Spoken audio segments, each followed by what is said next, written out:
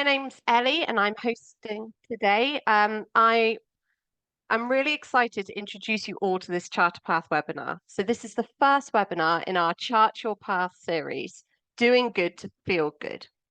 So as part of Mental Health Week, this episode hopes to dive into the many advantages that volunteering your financial skills offers, not just for your career trajectory, but also for your mental health and well-being.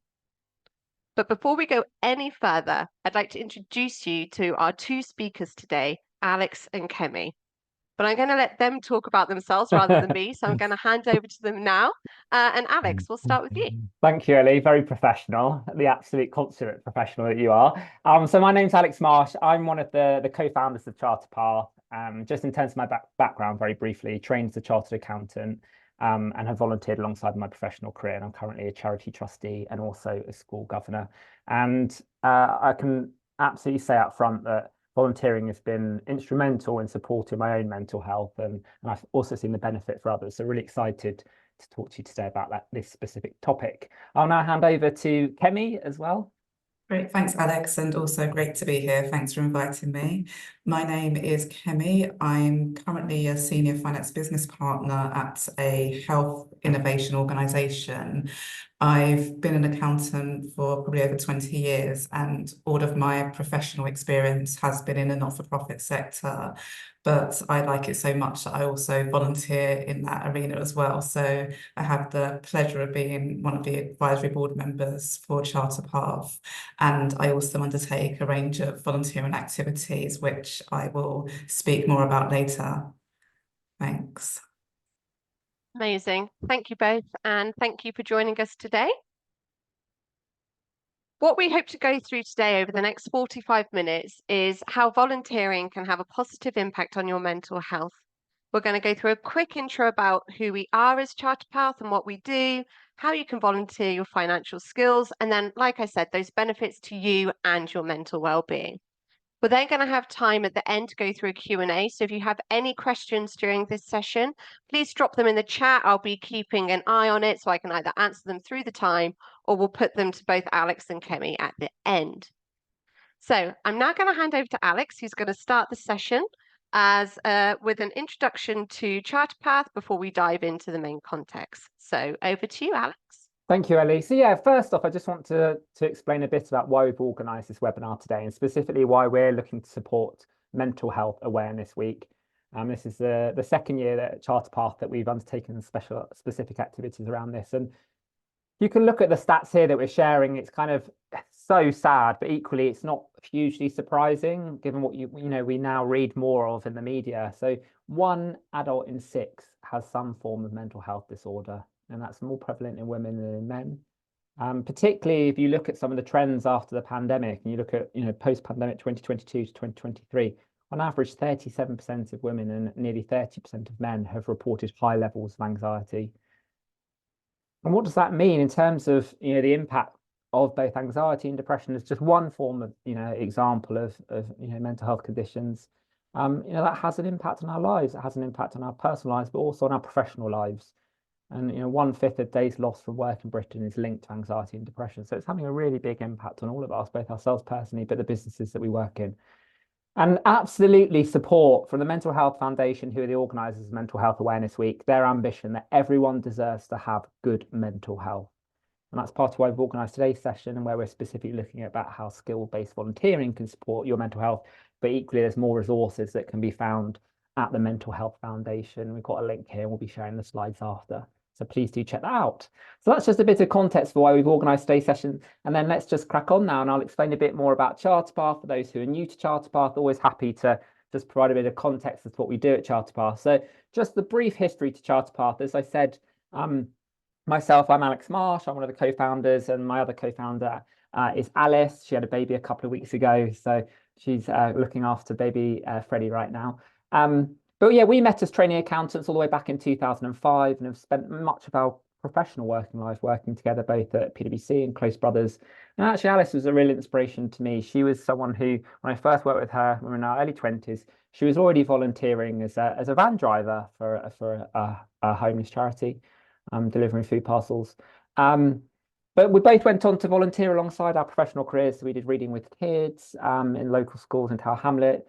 But both of us went on to also volunteer our financial skills, both as charity trustees and school governors. We always loved volunteering, but also fundraising. It was actually all the way back, I think it was 2017, when we were walking 100 kilometres along the Thames Path fundraising for charity, that we had 24 hours to talk. It's a long time. But we had the idea about Charterpath, and particularly realizing that, actually it's great to donate money, but equally if you can donate essentially your skills, you can make a huge impact on the non-profit sector. And it was coming out the other side of the pandemic and seeing firsthand the impact, particularly the financial impact that the pandemic was having on both the school as a governor and the charity where Alice was the chair of trustees, that we decided we'd get going and launch Charterpath. So just moving on in terms of the mission at Charterpath, our goal is to significantly increase the proportion of finance professionals who volunteer their time for non-profits. At the moment, that's estimated that around 10% of finance professionals volunteer their time and skills each year. And we want to get that, so 50% of finance professionals are volunteering their skills at least 2 days a year to the non-profit sector. It's a big, ambitious goal, but actually we feel really confident that we can move that needle. At the moment, if you look at the 9 in 10 who don't currently volunteer, 5 in 10 is mainly due to work commitments and kind of time commitments and fitting it in. But actually 3 in 10, it's because it's not even occurred to them. And that's what sessions like today are about, that inspiration piece. And can we inspire more finance professionals to volunteer their skills to the non-profit sector? There's 3 ways that we look to do this. The first part, I've touched on that, inspire. So that's really targeted towards a community of finance professionals and helping to bring to life to them the benefits of volunteering, whether that's for their career or whether it's for their mental health. The next part, though, is actually having built this community of finance professionals, how do we make it easier for non-profits, the charities and schools and community groups to connect up with finance professionals who want to volunteer and get them volunteering and make that easier? So that's our second objective. And then the last piece is our engage objective, and that's really about how we engage the wider sector and industry to remove some of the structural barriers to volunteering. So to bring that to life, back to that piece around 5 in 10 people don't have time. What can we do to encourage, for example, more employers to support volunteering as part of your job, almost like as a benefit, and give you maybe 2 days a year to volunteer during work hours, which again removes some of those barriers to volunteering. Just very briefly, last piece on Charterpath. So if you just click through, amazing to see the growth we've had since we launched 3 years ago. So in terms of that Inspire piece, we've built a community now of over 2,000 finance professionals. We've supported over 200, partnered with over 200 non-profits, helping them to find volunteers, and collectively contributed over 15,000 volunteer hours and contributed over £500,000 to the non-profit sector. So super exciting, but more to do. So keep spreading the word, guys, and help encourage more finance professionals that to get involved. We'll come back to that at the end. So just briefly, I want to just talk about some of the different ways you can volunteer your finance skills, just to provide that context before we talk about some of specifically the benefits for you. So we try to demystify some of the different ways that you can volunteer across charities and schools and community groups. And there's essentially 4 buckets that we've captured here. First off, you might have heard about becoming a trustee of a charity. Being a trustee of a charity is essentially being responsible for governing how that charity runs and how it can deliver against its objectives. It's a bit like sitting on the board of a company. And you have specific responsibilities as a trustee to make sure that the charity is delivering its charitable benefits, so what it's kind of signed up to do, but also that it meets all the relevant kind of laws and regulations and is compliant with those. And then importantly, particularly as finance professionals, making sure that the finances are managed appropriately and the resources are used effectively back to deliver those charitable benefits. So that's essentially what a trustee is. Now, a subcomponent to that is to be the treasurer of a charity. That might be formally as in the capacity as a trustee, but designated as the treasurer, or it might be separate to the trustees, but a volunteer role as the treasurer. And essentially, that role as a treasurer helps the trustees to fulfill their obligations to provide that financial management and oversight. So it's a bit like being, in simple terms, the FD of a charity. You're responsible for overseeing the financial management of the charity, but also particularly the financial compliance and reporting. So the annual accounts, for example, ensuring that they're submitted through to the Charity Commission. Next up, moving from charities actually across to the school sector, similar model. All schools in the UK will have a governing body. They act again a bit like a board, sitting over the running of that school. overseeing the management and making sure particularly that the school has an appropriate kind of strategic direction, what's it trying to achieve. Importantly, holding the head teacher to account. And again, similar to charities, making sure that the financial outcomes are appropriate. So is the school managing its budget? So again, if you're a school governor, it's a bit like sitting on the board of that school, both supporting but also overseeing the running of that school. Really great way actually to get into volunteering in a structured way, in a recurring way, given we've all been to school, so we can all relate in some way to what this role and what the school are trying to deliver. And then the last piece, really exciting sort of new evolution, is what we call financial volunteers. So the other roles we talked about are often recurring roles. So you might have a number of trustee meetings, maybe 6 trustee meetings a year, or a school governor board meeting every term. Actually, financial volunteers tend to be more ad hoc or one-off. They can be project-based. So it could be that you're helping a small charity to move from maybe using spreadsheets to putting in place a new system, or it could be you're helping them on a specific task like fundraising, bid writing, mentoring, all different types of things that you could be supporting both in the UK, can be also overseas, so more project-based. It's a good way to get a taste or a try for both volunteering your skills, but also a taste of what the charity's like. So there are a few of the different types of volunteer roles. And then next up, people often ask us, what tasks will I actually be doing? It's quite hard because there's so many different tasks, to answer that question quickly. You can see here, we've captured a number of the different tasks you might undertake from either very hands-on roles, which is often the case if you're in a smaller charity, and maybe you're the treasurer, all the way up to actually a much more strategic role. And that could be where, it could be in a larger charity, it could be, depends to a certain extent on what employee capabilities and finance capabilities they have within the charity. But suddenly you could be chairing meetings, you could be making decisions around policy or investments. So a huge range. But the really exciting part here is that every finance professional will have skills that they can support. They'll have some that they feel very comfortable on, some of which maybe they haven't done before. So it's a great opportunity to both use the skills that you already have, but also to develop new skills. We'll come on to that as part of the benefits. So benefits for you, seamless segue. So when we think about benefits, we like to think about it as a win-win-win. So who are these 3 winners in this equation? So first up, the first winner is the non-profit. So if we just click onto the next slide, there are huge benefits for charities if we can encourage more volunteers with financial skills to give their time to non-profits. And ultimately it can help build financial resilience for those charities by bringing those skills in. Actually, importantly, it can bring more diverse talent. I think that has been a challenge for charities to access diverse talent, and that's very much what we're trying to do by broadening and building out our community.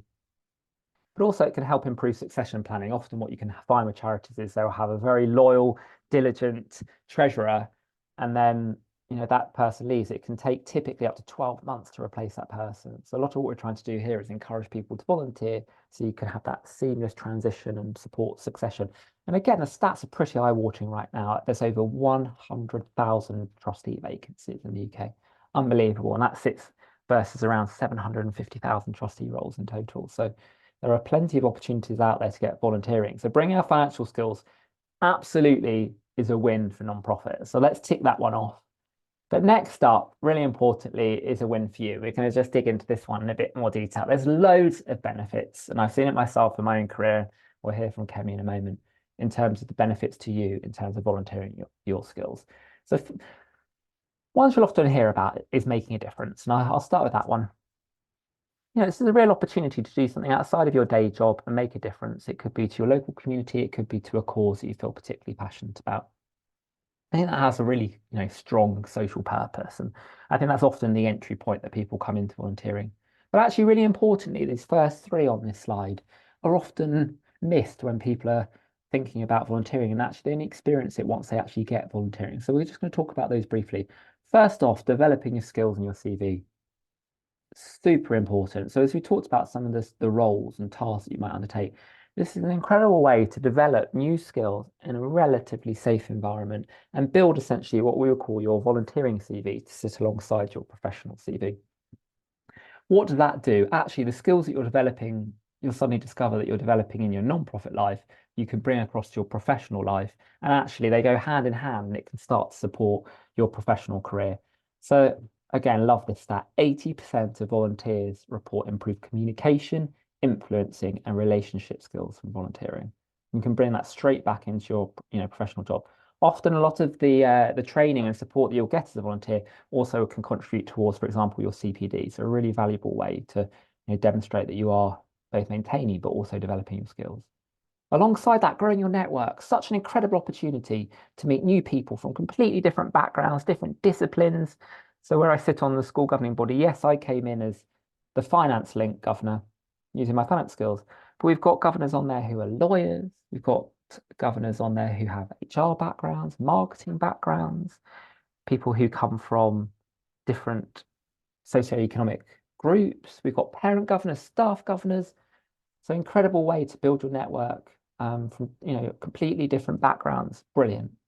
And then the one we're going to look into in a bit more detail is really important, is improving your well-being and the benefits that volunteering and all those aspects of growing your network, making a difference, and how that can contribute to your well-being. So if we click on to the next slide, we're just going to look into well-being in a bit more detail. Now, I love this infographic that's on the left from NCVO, which talks about the health benefits, the hard health benefits proven by science of volunteering. So who doesn't want, to improve their well-being? Who doesn't want to increase their life satisfaction? And the one I always go back to is who doesn't want to reduce brain shrinkage? Absolutely a given. I just think it's amazing in terms of, increasing length of your life, reducing depression symptoms, proven science benefits. And we've got, again, some of the stats here on the right. So 77% of volunteers agreed that volunteering had improved their mental health. So it goes back to what we've discussed up front in terms of, a lot of those challenges that we face. Actually, when you go to volunteering and you're working with other people in a team, helping others, it has huge benefits for us in terms of our mental well-being. 68% of volunteers reported greater motivation at work. So absolutely categoric benefits in terms of our health from volunteering. Now, to give you a break from my voice, we're going to go to a short video on the next slide where it's an American news clip, but where they talk about the mental health benefits of volunteering. So let's click through to that. Today is Giving Tuesday, an annual effort to encourage people to give to others and support for the causes they care about. And that can be financially or by sharing the gift of your time. Our Dr. Frank George is here tonight to explain why volunteering is especially good for your mental health. Absolutely, Pam and Karen. Obviously, most people start volunteering to help someone else, but researchers have consistently found the volunteers themselves also benefit. In fact, one 2020 study found in the UK, those who volunteered regularly reported feeling happier and healthier.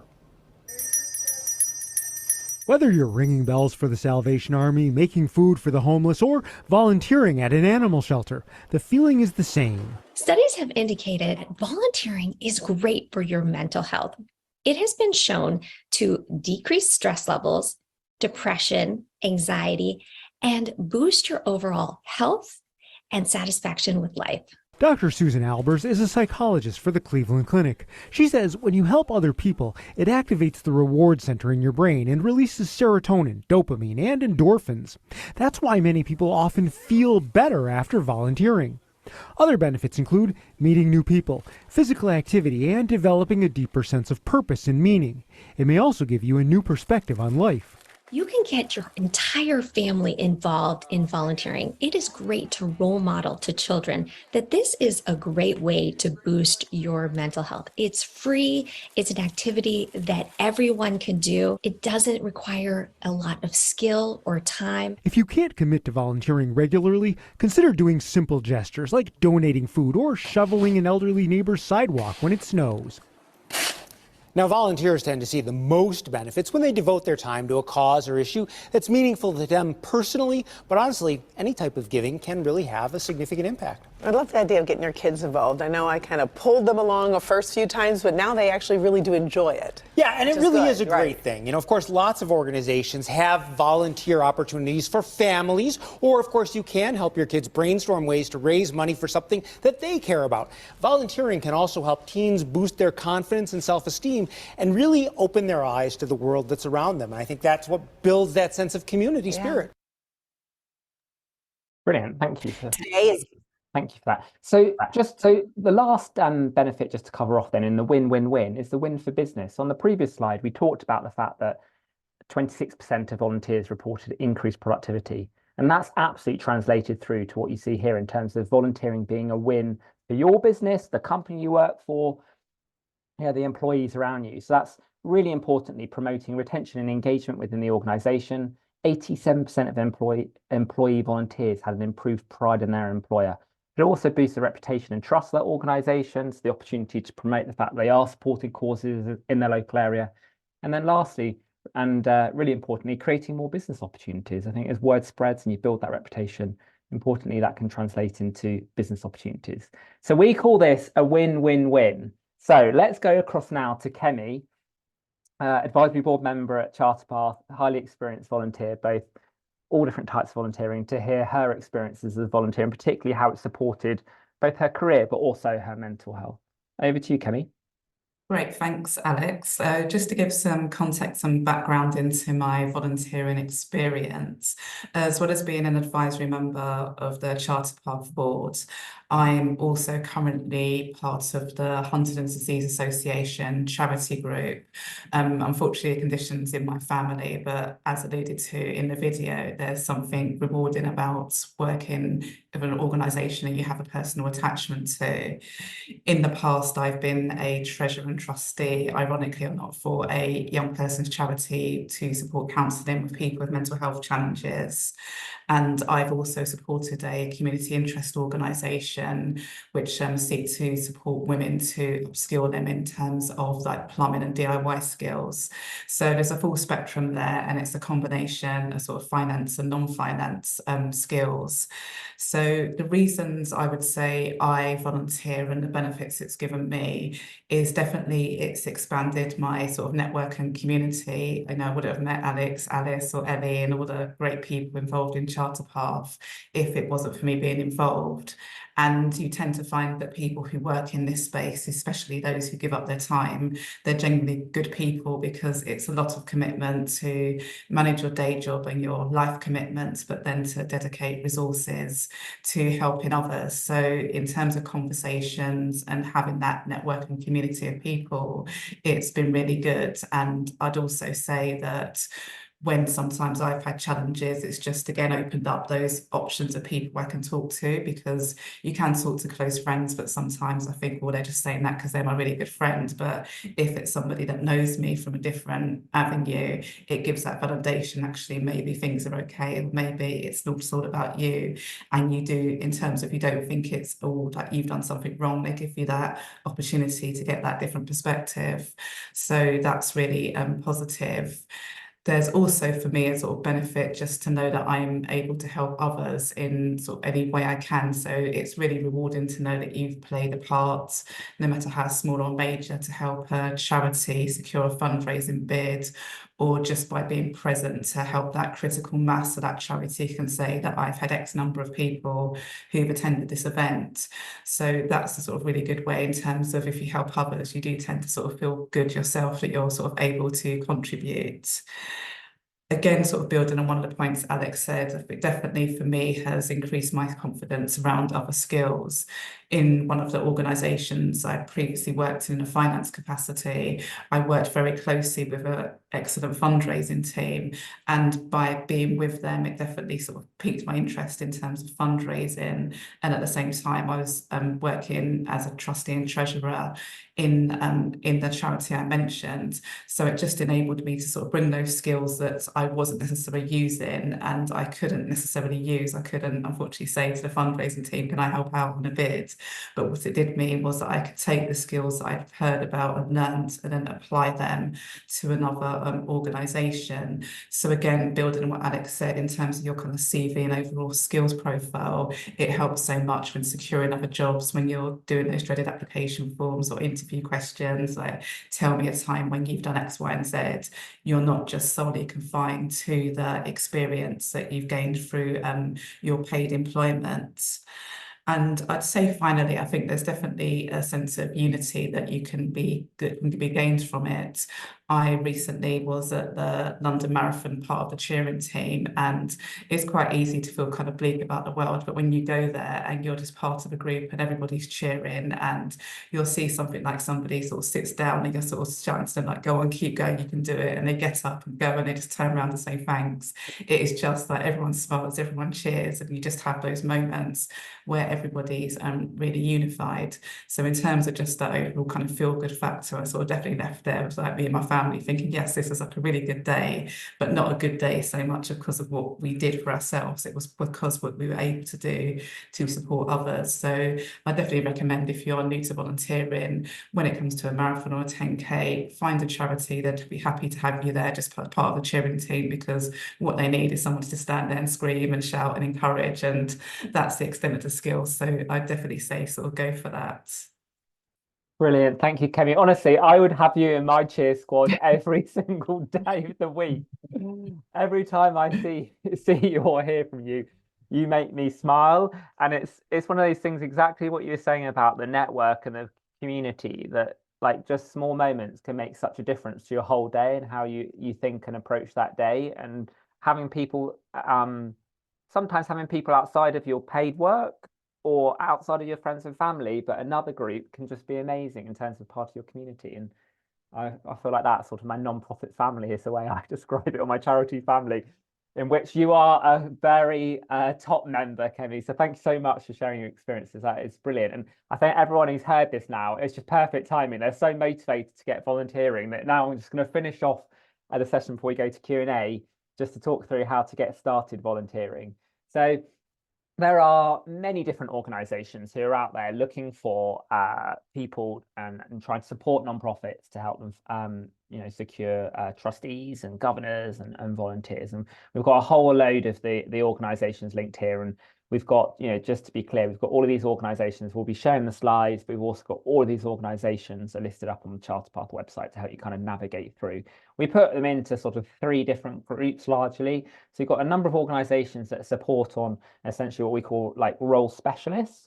So for example, Young Trustees Movement particularly specialize in supporting charities to secure and recruit trustees under the age of 30, for example. So if you're in that age group, unfortunately, I'm no longer one of their target customers. But that's the kind of organization which is perfect. So I have exactly the types of organizations looking for people under the age of 30.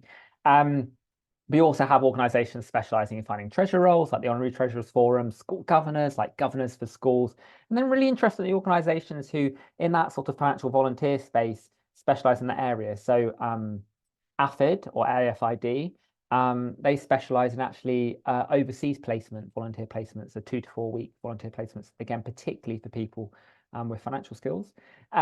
We then also have organizations which we would call almost like role and skill generalists. So they span all those different types of roles and all different types of skills. So Reach Volunteering have, at any one time, hundreds of volunteer roles that they're recruiting for. Getting on board similarly, do some amazing training and recruitment support for volunteer roles. Different types of roles and different skills. And then what we call ourselves at Charterpath is particularly we see ourselves as a skill specialist. So we span all those different types of roles that are listed on the top, but we are particularly focused on bringing and helping to connect nonprofits with finance skills. So check out our website. We've got a load of opportunities up on the Charterpath website live right now, looking for finance volunteers.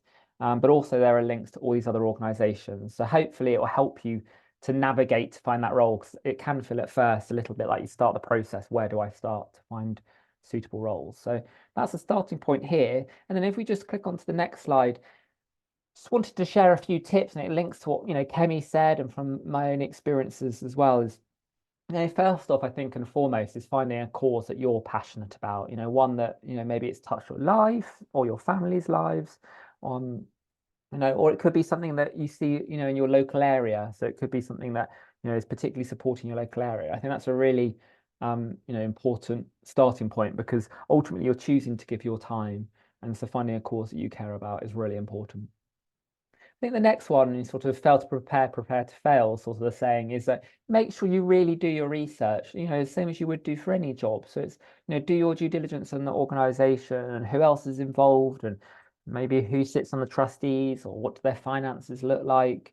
to make sure that when you go into that process, you understand what they're doing, what their objectives are, but also you ask the right questions, and speak to the right people as part of maybe applying for the role.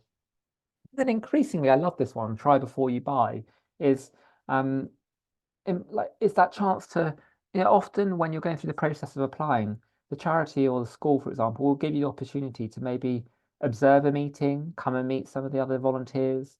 And often the excitement of wanting to get going, you go, oh, no need to do that, just sign me up. But actually, I think I'd really recommend that, 'cause it's just a chance to get a better taste for what the charity does and how it actually operates on the ground, and how importantly you can contribute to the success of that charity or school or community group.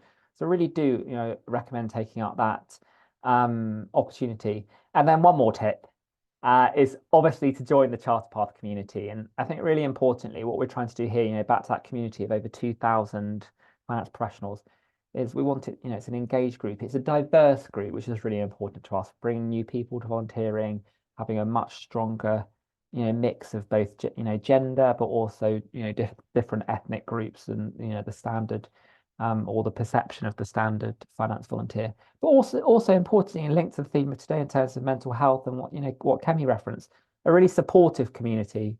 So whether that's through the events that we hold, whether it's through the WhatsApp groups that we have, and then all the other resources that we have, whether it's through the newsletter or job roles, but we support one another to help you both find that role but succeed. We also have a mentoring scheme which is running that Kemi has been the champion of. Again, part of that is providing that support across the community. So make sure you do join the Charterpath community. You can follow us on LinkedIn, but also you can join us on the Charterpath website, and that'll get you access to the newsletter, exclusive events and more. So one last little video. This is from Laura. She's a really experienced FD, volunteer with Citizens Advice. Let's just hear from her as part of closing out before we go to Q&A. Hi, my name is Laura Walker. I am trustee and treasurer of Citizens Advice in Leeds and of a small charity in York called Older Citizens Advocacy York. The reason I love volunteering so much is, first of all, I just learn so much. I work with a phenomenal board of trustees with some fantastic staff and some brilliant volunteers at both charities, and I learn so much from them and get so much from working with them. And the second thing is, it's just so inspiring to see the impact of the work that these charities do. Times are really tough for people at the minute, and seeing that the work these charities do and how that impacts people's lives, help them kind of get better outcomes for themselves and their families, that's just so inspiring, and I get so much from doing that. Absolutely brilliant. I mean, so inspiring in terms of, again, just seeing the benefits that you can get, but also really importantly, that's that win-win-win, the benefits that you can bring to the non-profit and also the recipients of that non-profit. So back to you, Ellie, our expert host. Amazing. Thank you. Thank you both. I think those real life examples that you've both given is really good to bring home exactly how you can benefit from yourself and nonprofits and business through volunteering. So thank you so much. To pull on you both on the spot for a couple of other questions, we've had them in the chat, we've had them beforehand, and one specifically I wanted to share was from both of you. Can you please explain how volunteering has benefited your professional career specifically? So can you please share some examples with us on how you may have benefited your professional career through volunteering your time? Yeah, I'm happy to start with that one, Ellie. So I started volunteering as a school governor when we moved back to Brighton from London, and very much the purpose for that for me was more community. It was kind of get back involved in the Brighton community and support a large secondary school very near to where we live. But actually, within a year of taking on that role, so I came in essentially as a bit like the treasurer, so the finance link governor. Unfortunately, the chair had to step down at very short notice. And we had that sort of usual, what happens in those scenarios where it's like, right, who's going to take over from the chair? And, I suddenly found myself, a year into that sort of volunteer role as suddenly the chair of governors of this school, 1,500 student school in the sort of the heart of Brighton. And that sort of transitioned through all the way through the pandemic. And, obviously went through some really difficult times of remote learning, but we also expanded the school in terms of number of students and the buildings. And the skills that I was able to develop there in terms of, chairing a group, we had at one stage, I think 16 members of the governing body, but I was also going to meetings where I was representing the school with other chair of governors for, across Sussex, basically, talking through things like strategies to support during the pandemic. I was able to develop skills that I wasn't getting the similar experience in my professional life. So, I had a really great job, professionally paid work that I really enjoyed, but it was very different. It was primarily a finance role that I was doing at work, but suddenly I was, chairing really different stakeholders, different individuals, different experience, and built those skills. And then what that's led to, that for me was just brilliant, very rewarding. Then also when I've then more recently sort of transitioned into more of a portfolio and I sit on the board of a number of other companies, back to Kemi's point, when you're having those interview questions and saying, what experience do you have? I chair the audit committee for a business now in a non-exec director capacity, and I was able to lean on those experiences of chairing, that governing body, and chairing other groups in a voluntary capacity as real life experience that I could do this beyond my executive life. So incredibly, it's been absolutely in the last decade gone kind of hand in hand with my professional career and definitely helped propel my professional career. Amazing, thank you. Kemi, did you want to add to that, please? Yeah, sure. I'll definitely echo the points that Alex made. From my perspective, as I mentioned, all of my sort of work experience has been in the not-for-profit sector. And I think there's a misconception, which I can see why, that if you're working in that space, you automatically get that feel-good factor.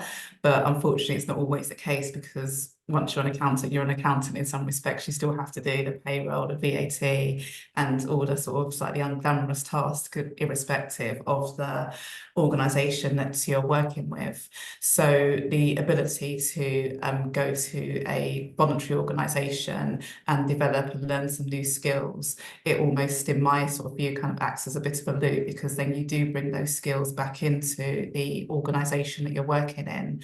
Certainly some of the roles that I've undertaken, as much as they have been finance orientated, where it's been possible, where I've spotted a need, I have focused on aspects such as project processes and governance, and that's all been because I've been able to see when it's been working and when it's not been working in other forums. So I think it's really sort of good from that angle.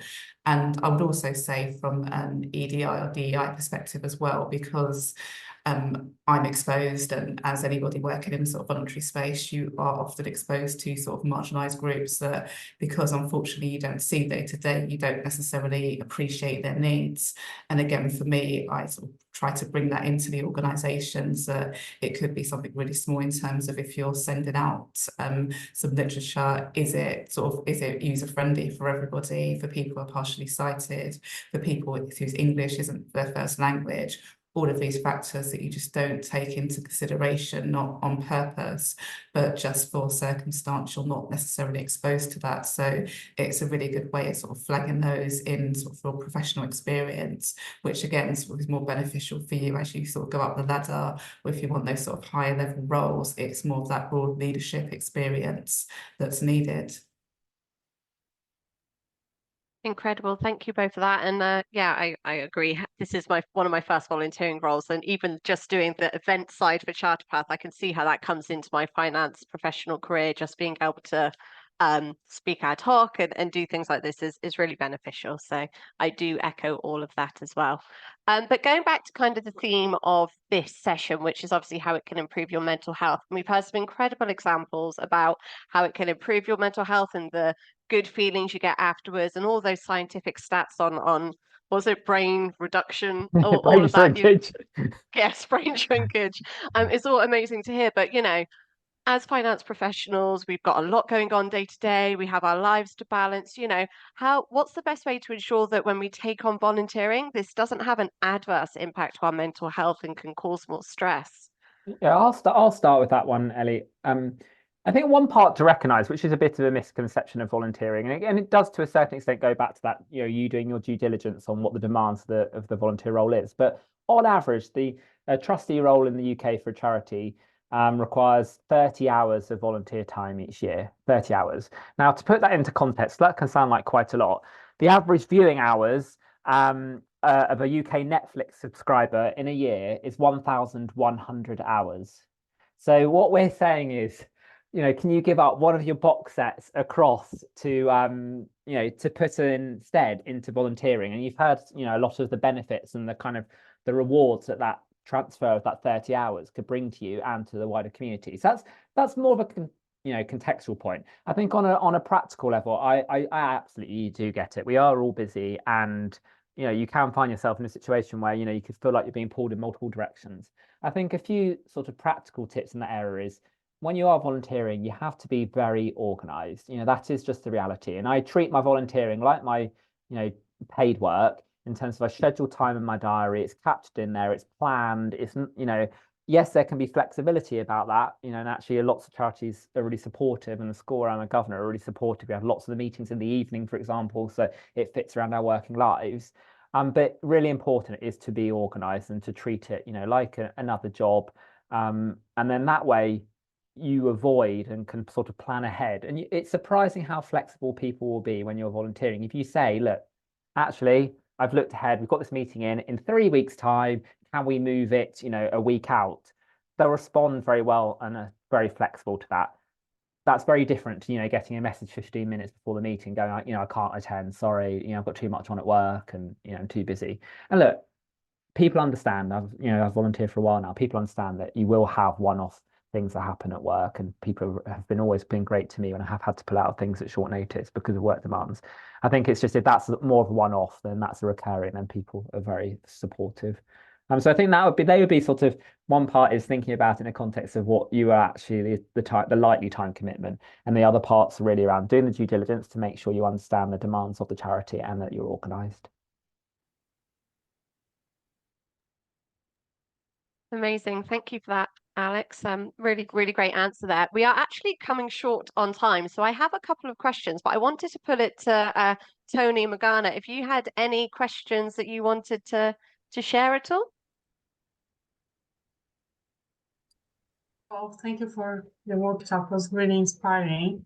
I am kind of a beginner, so I'm discovering this volunteer and everything. And the question I had, actually you answered, if there is any space for people that are starting their careers to start to develop these skills, and also to help the community, because that's the volunteer goal, right?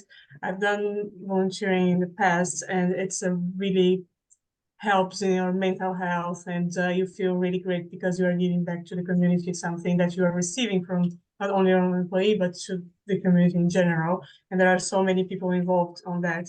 So yeah, I'll keep looking in the website to see if I can find something that fits in my skills as a beginner, mid-level, something. I don't have the skills to be a trustee, but when I discovered, really, thank you for inspiration and congratulations for the work. It's really nice to be here today and hear that there are people really interested in organize this people and give back to the community. Thank you so much. No, that's like our pleasure, Makana. And like a couple of things I would share is that don't undervalue the skills that you have now and the value that you could bring to a nonprofit. And one piece, so I always say, like, you can't start too early in your career. And often what we're encouraging more and more is that if you find a cause that you're passionate about, and particularly if it's in your local area, to get in touch and to offer, your volunteer time. Because one of the best things that you can do, and we're encouraging this in more charities,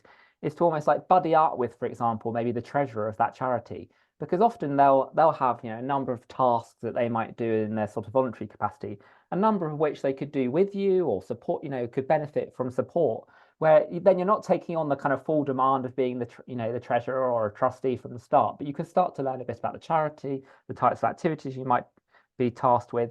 And then also, back to that succession planning that we touched on, it really supports that succession planning in the sense that, at a point in time, maybe that treasurer wants to move on to a different charity or a different role, and then you can step up and support. And I think often what you'll find with charities is that they don't always know what to ask for in terms of volunteer support. But if people come to them offering, I've almost never heard of someone being turned down if they got in touch with the charity and offered their time.